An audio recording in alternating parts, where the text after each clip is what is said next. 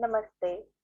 I, JVN Smritika Chatwal, Assistant Professor in Jyoti Vidyapeeth, Women's University, Jaipur, Faculty of Pharmaceutical Sciences, is here to deliver the lecture on Deformation of Solid, which is under Physical Pharmaceutics subject in Unit 2nd.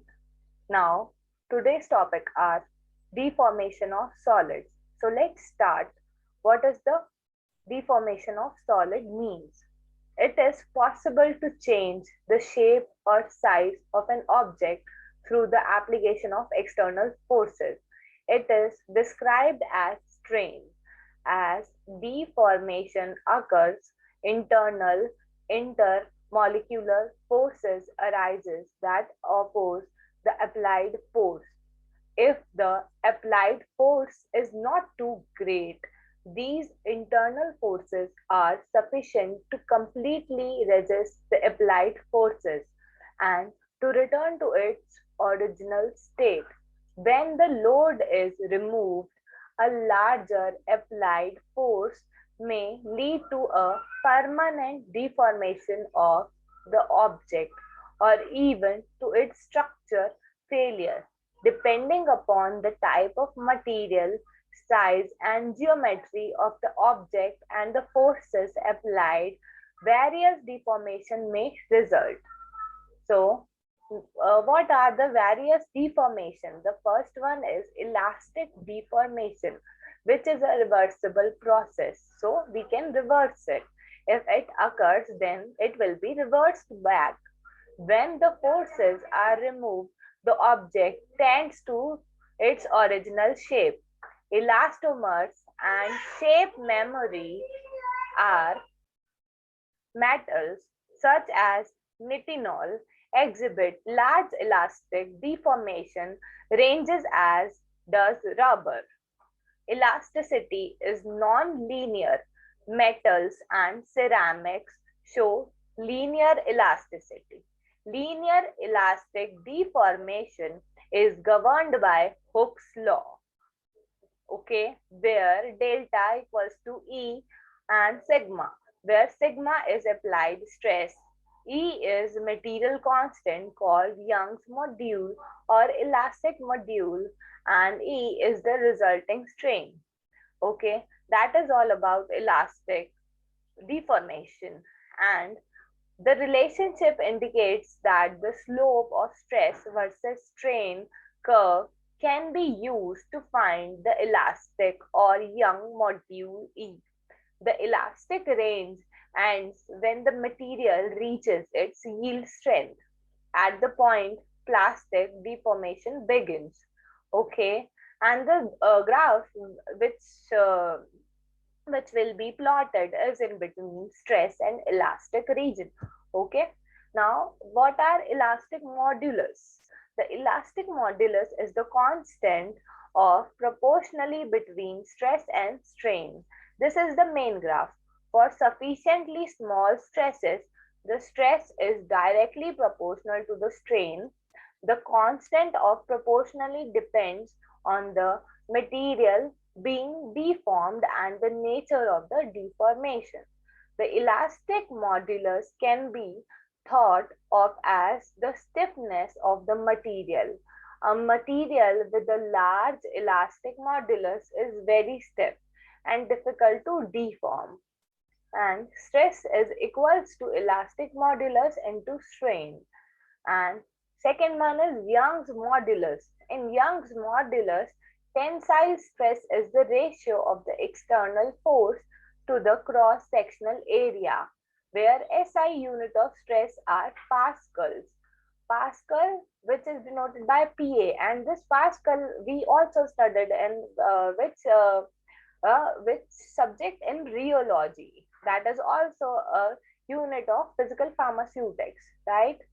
The tensile strain is the ratio of the change in length to the original length. Strain is dimensionless. The elastic modulus is called Young's modulus, where F upon A equals to Y delta L upon L naught. Now, what are plastic deformations? In plastic deformation, it is irreversible. where elastic deformation are what? Reversible. But here in the case of plastic deformation, it is irreversible step. Object in plastic deformation range will first have undergone elastic deformation, which is reversible, so the object will partially return to its original shape. Soft thermoplastic materials have rather large plastic deformation range, as do ductile metals such as copper, silver, and gold. An example of a material with a large plastic deformation range in a wet chewing gum, which can be stretched dozens of its original length. Hard thermosetting plastic, rubber, and ceramics have minimal plastic deformation ranges. Under the tensile stress, plastic deformation is characterized as strain hardening region, necking region, and fractures. In strain hardening region, material becomes stronger through the movement of atomic dislocations. Necking region, there is reduction in cross sectional area of specimen. It begins after the ultimate strength is reached. Material can no longer withstand the maximum stress, and strain in the specimen rapidly increases. In fracture, that indicates the end of the plastic deformation. Now, what is breaking? If stress continues, it surpasses its ultimate strength. The ultimate strength is the greatest stress the object can withstand without breaking. Now, what will be the breaking point? The breaking point for a brittle material, the breaking point is just beyond its ultimate strength. For a ductile material, after passing the ultimate strength, the material thins and stretches at a lower stress level before breaking. What are shear modulus? It defines the change in shape of an object caused by pushing its top and bottom surfaces in opposite directions. Shear stress is the force per unit area exerted on the top and bottom of solids. Shear strain is the distance the top surface have moved relative to the bottom surface divided by the perpendicular distance between them.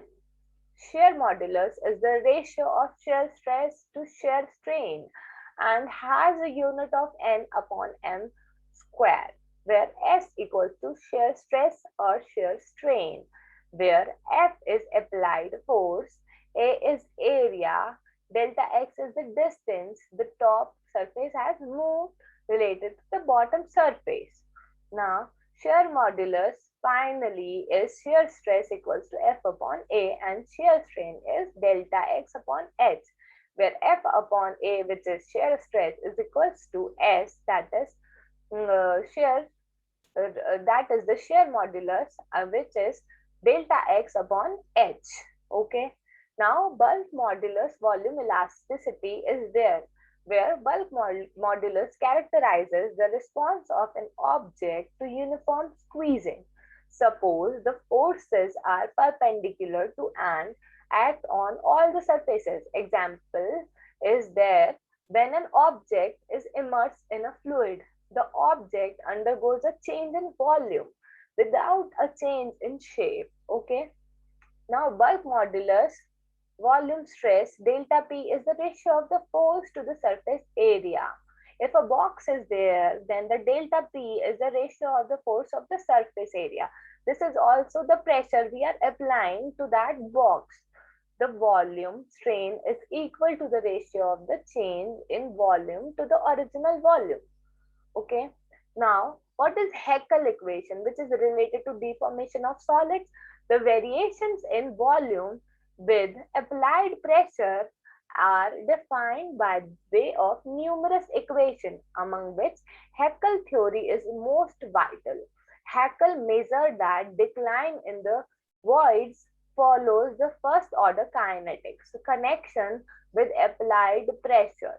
For compression methods, Hackle has suggested an equation which is In V upon V minus VA equals to Kp plus V naught upon V naught minus VA. That this equation is called as what? Heckle's equation. Now, where V denotes what? Volume at the applied pressure. V naught denotes what? Original volume of the powder including the voids. And VA denotes what? Volume of the powder excluding the voids. And what K denotes? Constant related to the yield pressure of the powder. And what is P? That is applied pressure. Okay. Now, a material with a large bulk modulus is difficult to compress, but a material with low bulk modulus is easy to compress. The negative sign is included since an increase in pressure will induce a decrease in volume.